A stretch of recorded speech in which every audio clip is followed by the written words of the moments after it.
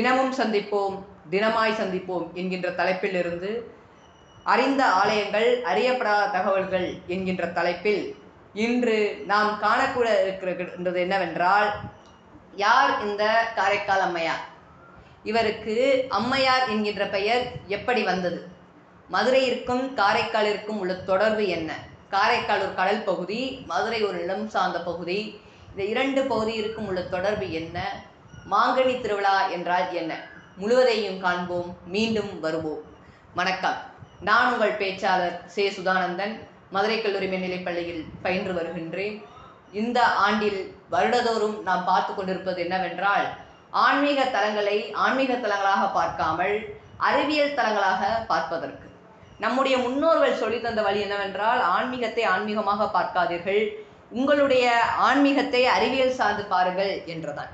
ஏன் இந்த அறிவியல் சார்ந்து நான் பார்க்க சொல்கின்றேன் என்றால், ஆலயங்களுக்கு செல்லும் பொழுது உங்களுடைய குழந்தைகளையோ நீங்களோ சென்று கொண்டிருப்பீர்கள். அப்பொழுது ஆலயத்தை சுற்றி வரும் பொழுது 63 நாயன்மார்கள் கண்டிப்பாக இருப்பார்கள். நம்ம மதுரை மீனாட்சி அம்மன் கோயிலில் கூட இருக்காங்க. அப்போ அந்த 63 நாயன்மார்களில் ஒருத்தர் மட்டும் உட்கார்ந்து இருப்பார். இறைவனை தொழும் பொழுது நம்முடைய முன்னோர்களும் சரி, இன்று வரையிலும் சரி, நின்ற கோலத்தில் தான் நாம் தொழுவோம். இறைவன் அமர்ந்திருப்பாரோ படுத்திருப்பாரோ அது இறைவனுடைய செயல். ஆனால் எதிர்த்து இருப்பவர்கள் அனைவருமே நின்றுதான் இருப்பார்கள். ஆனால் இறைவனை தொழும் போது அந்த ஒரு பெண் மட்டும் ஏன் உட்கார்ந்திருக்கிறார் என்று கேட்கும் பொழுது, நாயன்மார்களையே மூத்த நாயன்மார் காரைக்கால் அம்மையார். யார் இந்த காரைக்கால் அம்மையார் என்று பார்க்கும் பொழுது, காரைக்கால் மாநகரிலேயே பிறந்தவர் தான் இந்த காரைக்கால் அம்மையார். இவருடைய பெயர் புனிதவள்ளி என்ற பெயரை தன்னுடைய பெற்றோர்கள் சூட்டியிருக்காங்க. காலப்போக்கில் இவரை ஒருத்தருக்கு கல்யாணம் பண்ணி வைக்கிறாங்க. அவரும் ஒரு வணிகர். காரைக்கால் அம்மையாருடைய தந்தையாரும் ஒரு வணிகர். அவருடைய வணிகர் தன்னுடைய மருமகனை வீட்டோட மாப்பிள்ளையா வாங்க அப்படிதான். இப்படிதான் வீட்டோட மாப்பிள்ளையா ஒருத்தர் இங்கே மதுரையில் உட்கார்ந்துக்கிட்டு அவருக்கு திருவிழா நடத்தி கொண்டு அவரை வீட்டோட மாப்பிள்ளையாக அழைத்து உபசரித்து கொண்டிருக்கிறார்கள் மதுரை மக்கள். இதைதான் சித்திரை பெருவிழாவாக மீனாட்சி அம்மையாருக்கு சுந்தரேஸ்வர பெருமானை திருமணம் செய்து கொண்டு வந்து மிக பிரம்மாண்டமான தேரோட்டம் முதற்கொண்டு அனைத்தும் நடைபெற்று கொண்டிருக்கின்றது. இதே போன்றுதான் அங்கிட்டு காரைக்காலில் பொன்னையும் பொருளையும் வழங்கி மாப்பிள்ளையை கூட்டிட்டு வந்து தன்னுடைய வீட்டோட வைக்கிறாங்க. பக்கத்துல ஒரு வீடை பிடித்து. இப்ப அவர் வணிகம் பார்த்து கொண்டிருக்கும் பொழுது ஒரு 2 மாங்கனிகளை கொடுத்து, இந்த மாங்கனியை நீங்க உண்ணுங்க அப்படின்ற போது, வீட்டுக்கு என்னுடைய மனைவியா இருக்கிறார், அவருடன் பகிர்ந்து உண்கிறேன் என்று சொல்லி வேலையாட்களை அனுப்புறாங்க. சரி, வேலையாள போய் அம்மா அந்த மாதிரி கொடுத்தாங்க, நீங்க வச்சுக்கோங்க அப்படின்னு சொல்லி கொடுத்துட்டு வராங்க. அப்ப சிவனடியார் ஒருத்தர் தானம் கேட்கும் பொழுது இந்த அம்மா என்ன பண்ணாங்கன்னா உபசரிக்கிறாங்க. கூப்பிட்டு அன்னம் பரிமாறாக எல்லாம் செய்யறாங்க. காய்கறி எதுவுமே இல்லாதனால இந்த மாங்கனியை வெட்டி ஒரு மாங்கனியை வச்சிடுறாங்க. அவர் முன்னுவிட்டு போயிடுறாரு. இப்ப 2 மாங்கனில ஒரு மாங்கனி தான் இருக்கு. கணவனும் வாராரு. அவர் வந்தவர் மாங்கனி எடுத்துட்டு வானதும் ஒரு மாங்கனி வந்துருச்சு. இன்னொரு மாங்கனியை எங்க அப்படின்னு கேட்கிறப்ப அந்த இன்னொரு மாங்கனியானதை திகழ்கிறா காரைக்கால் அம்மையார். உடனே போய் எம்பெருமான்கிட்ட கை நீட்டி, இப்போது என்னுடைய கணவனிடம் நான் குத்தமாக பெண்ணாக மாறிவிடுவேன், நீ எனக்கு தா அப்படின்னதும் கையில மாங்கனி வந்துடுது. கொண்டு போய் தராங்க. இது என்ன அதிசயம், ஒன்று மட்டும் மிக அமிர்தம் போல இருக்கிறது, ஒன்று சாதாரண கனியாக இருக்கிறதே அப்படின்ற போது காரைக்கால் அம்மையார் கணவனிடம் உண்மையை சொல்லி விடுகிறார். இந்த அம்மா எம்பெருமான்கிட்ட கேட்டையும் கொடுத்தாங்க. அதை சொல்ல எனக்கு இன்னொரு மாங்கனி வாங்கித்தாங்க அப்படின்றார். அதாவது சந்தேகப்படுகின்றார் தன்னுடைய மனைவியை. சந்தேகப்பட்டதும் அந்த அம்மா திரும்பியும் என்னைய சோதிக்கிறார் இவரு, எனக்கு நீ இன்னொன்று தா அப்படின்னு எம்பெருமான் தருகிறார். அவருடைய கணவன் கையில அம்மையார் கொடுத்ததுமே மாங்கனியை பார்க்கிறாரு, நுகர்றாரு, மோந்து பார்க்குறாரு, எல்லாம் சரியா இருக்கும். உடனே மாங்கனி மறைஞ்சிருது. திகைத்து விட்டார் கணவர். உடனே கணவர் அந்த இடத்தோடு சென்று விட்டார். அப்போ கணவருடைய மனசுல இவர் ஒரு தெய்வ பெண்மணி, தெய்வத்திடம் நேரடியாக தொடர்பு கொள்கின்றார், இவளை என்னுடைய மனைவி ஸ்தானத்தில் வைத்து பார்க்க முடியாது அப்படின்னு சொல்லிட்டு அவரை குற்றவாளியாக கருதி கொண்டு பொன் பொருள் அனைத்தையும் எடுத்துக்கிட்டு மனைவிட்ட நான் அந்நிய நாடுகளுக்கு சென்று பொன்னையும் பொருளையும் சேர்த்து விட்டு வருகின்றேன் என்று சென்று விடுகிறார். அவர் சென்று பல ஆண்டுகள் கழிந்து விட்டது. காரைக்கால் அம்மையாரும் அவருக்காலேயே ஏங்கி அவர் எப்பொழுது வருவார் என்று காத்து கொண்டிருக்கிறார்.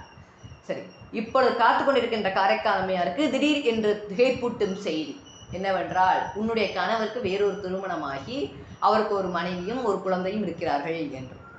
அவர் இந்த மனைவி கூட வாழ முடியும்னு சொல்லி தான் போய் அங்கிட்டு போய் இன்னொரு குடும்பத்தை ஆரம்பிச்சிட்டாரு. இப்பதான் மதுரையிற்கும் காரைக்காலுக்கும் உள்ள தொடர்பு வருது. இதை கணவர் காரைக்கால் ஒரு பெண்மணியை திருமணம் செய்திருக்கின்றார்.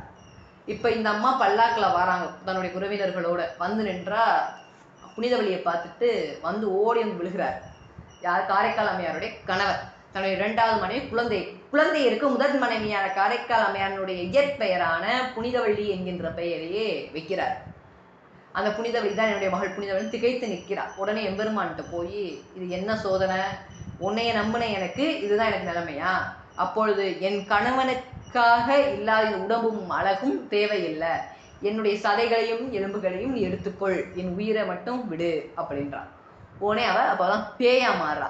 மதுரையை எரித்த கண்ணகி அம்மையாருக்கு ஒரு கோயில் இருக்கிறது, அதுதான் செல்லாத்தம்மன் கோவில் அப்படின்றது. சரி, இந்த காரைக்காலன்னு வந்த இந்த அம்மாவுக்கு ஒரு கோயில் இருக்கு, அதுதான் பேச்சியம்மன் பண்டிதுரை அப்படின்றது. இந்த பேச்சியம்மன் பண்டிதுரையில இந்த பேச்சியம்மன் தான் இருக்காங்க. ஆனா முற்காலத்திலையும் அறிஞர்கள் என்ன சொல்லுகிறாங்கன்னா, அம்மா காரைக்கால் அம்மையார் இங்க வந்து பேயா மாறின ரூபம் தான் அந்த பேச்சியம்மனாக இருக்கிறார். இதை பெரிய புராணத்துல பேரச் அப்படின்னு சொல்லி இந்த பெயர் அப்படின்னு வர சொல்லுல இந்த பே என்கின்ற சொல்ல ஆரம்பிக்குது பெரிய புராணத்தை. இங்க அம்மா பேச்சியா மாறுறாங்க. சரி, இது இங்க முடிந்துருது. இப்ப அங்க இருந்தா இங்க வந்துட்டாங்க காரைக்கால் அம்மையார். இப்போ இன்னொன்னு, அந்த அம்மையார் என்கின்ற பெயர் எப்படி வந்துச்சு அப்படின்னா, இந்த அம்மா சரி எல்லாம் முடிஞ்சிருச்சு, வயதான காலத்துல எல்லாம் சொல்லுவாங்க, காசிக்கு போங்க, ராமேஸ்வரத்துக்கு போங்க, அவ்வளவுதான் முடிஞ்சிருச்சு அப்படின்வாங்க. இதெல்லாம் அம்மா கைலாயத்துக்கு போறாங்க. கைலாயத்தையே புனிதத்தலமாக நினைத்து கால்களை மிதிக்க கூடாது என்று தன் கைகளை ஊண்டியே நடக்கிறாரு கைலாய மலை மேல. அங்க எம்பெருமான் பார்த்து திகைக்கிறார். பார்வதியார் ஆலோசனை இடுகிறார், என்ன இது நடக்குது, நானே அந்த இப்பெல்லாம் மன்னதில்லை, இந்த அம்மா அப்படி கையால் நடந்து வந்துகிட்டு இருக்கு, ஐயோ டக்குன்னு உங்க என்னன்னு பாருங்க அப்படின்னதும் இவர் அன்னையே அப்படி அம்மையாரே அப்படின்னு சொல்லி எம்பெருமான் உன்னுடைய சத்தம் காதில் கேட்கிறது. எம்பெருமானே என்னுடைய அன்னை என்கிற கூப்பிடும் அளவிற்கு பெருமை சேர்த்தவர் இந்த காரைக்கால் அம்மையார். இந்த காரைக்கால் அம்மையாருடைய வியப்பூட்டுகின்ற செய்தி என்னவென்றால், எம்பெருமான் தன் தாயாரே என்று அழைத்ததுதான். அதனால இவருடைய பேர் காரைக்காலில் பிறந்ததனால் காரைக்கால் என்றும், சிவபெருமான் அம்மையார் என்று அழைத்தனால் அம்மையார் என்ற பெயரும் சேர்ந்து இருக்கு. இந்த காரைக்கால் அம்மையார் தான் அங்க இப்ப காரைக்கால் இருக்கக்கூடிய ஒரு சிவபெருமான் கோயில்ல காரைக்கால் அம்மையாராக தனி சன்னதியில இருக்காங்க. இப்போ இன்னொரு விஷயம் என்னவென்றால், இந்த மாங்கனி திருவிழால நான் அறிந்து ஆராய்ச்சி செய்த விஷயம் இதுல என்னன்னா, இந்த மதுரையில ஒருத்தருடைய வழக்கு என்னவென்றால், இந்த பேராண்டாள் அப்படின்னு சொல்லக்கூடிய ஒரு தெய்வத்தை வணங்கி மாங்கனிகளை உண்ண மாட்டாங்க. ஆனா அங்க காரைக்கால்ல பார்த்தா இந்த மாங்கனியவே ஒரு திருவிழாவா எடுத்து கொண்டாடுறாங்க. மதுரை சாபம் பெற்றதா இல்ல காரைக்கால் சாபம் பெற்றதா? ஏன் ஒரு கனியை குறிப்பிட்டு உண்ணக்கூடாது என்கின்றார்கள்? இந்த குடும்பத்தினருக்கு இது வழக்கமில்லை என்கிறார்கள். ஆனால் அங்கு மாங்கனி தான் இந்த மாதத்திற்கான சிறப்பு பெயராக வளர்கின்றது. ஏனென்றால், இந்த வந்தார்ல 2வது மனைவியை கட்டிக்கிட்டு, இவருடைய பெண் குழந்தை தான் இறந்து இந்த குடும்பத்தினருக்கு பேராண்டாளாக விளங்க வேண்டும். ஏன்னா பே அப்படின்றது பேச்சியம்மன் பண்டிதுரைக்கு பேச்சி அப்படின்ற பெயர் வருது, பெரிய புராணத்துல பே என்ற சொல் வருகின்றது, அம்மையாருக்கும் பே என்கின்ற சொல் வருது. அதனால் இந்த பேராண்டாள் வந்து இவர்களுடைய மகளாக இருக்கலாம். அந்த அன்னையாருடைய சாபத்தின் கீழ்தான் மாங்கனியை உண்ணாமல் வருடத்தின் இந்த மாதம் முடியும் பொழுது தெய்வத்தை வணங்கி மாங்கனியை உண்ணுங்க, அதுல இருந்து குறிப்பிட்ட ஒரு 15 நாட்களுக்கு தான் உங்களுக்கு மாங்கனியா உண்பதற்கான அவகாசம் என்று கூறுகிறார்கள். அப்ப அங்கிருந்து வந்தவருக்கு ஒரு ஆலயமும் மதுரையில் இருக்குகின்றது, ஒரு வழக்கார்கள் அந்த 2வது மனைவியினுடைய குழந்தையான பேராண்டை எல்லாம் ஒரு குலதெய்வமாக வணங்குகிறார்கள். அதுலயும் பார்த்தீங்கன்னா குறிப்பிட்டவர்களுக்கு தான் கனி உண்ணக்கூடாது என்கின்ற சட்டம் வருகின்றது. ஏன் இந்த கனியை மட்டும் குறிப்பிட்டு உண்ணக்கூடாது என்கிறார்கள் என்றால், இந்த சாபம் பெற்றதனால்தான். ஆனால் இது சாபம் அல்ல, இறை நம்பிக்கையாக வருங்காலத்தில் மாறுகின்றது. இப்பொழுது இந்த காரைக்கால் அம்மையாருடைய சிறப்பை இந்த இடத்துல ஏன் பதிவிடுறேன் அப்படின்னா, எல்லாரும் அவர்களை ஒரு தெய்வம் அப்படின்றார்கள். ஆமாம், அவர் ஒரு தெய்வம். ஆனால் 63 நாயன்மார்களில் மூத்த நாயன்மாராக விளங்கி எம்பெருமானையே அமர்ந்த கோலத்தில் வணங்குகின்ற திறமை பெற்றவர், வலிமை பெற்றவர், முன்னுதாரணமாக இருக்கக்கூடியவர். இதை காரைக்கால் அம்மையாருடைய திரைப்படங்கள் நிறைய இருக்கு.